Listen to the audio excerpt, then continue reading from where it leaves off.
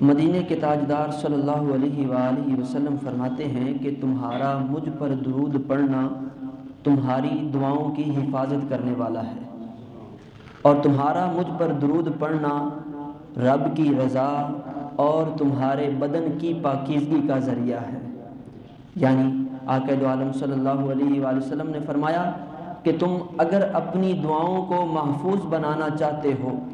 اگر تم رب کی رضا حاصل کرنا چاہتے ہو، اگر تم اپنے بدن کو پاکیزگی کی دولت دینا چاہتے ہو، تو ان سب کے لیے ذریعہ ایک ہی ہے، ان سب کے لیے کام ایک ہی کرنا ہے، وہ مجھ پر درود و سلام کا نذرانہ پیش کرنا ہے۔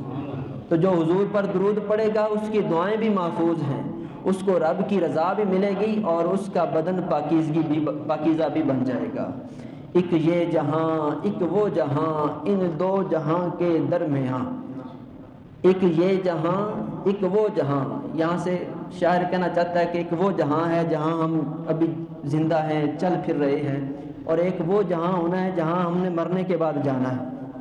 تو شاعر کہتا ہے ایک یہ جہاں ایک وہ جہاں، ان دو جہاں کے درمیاں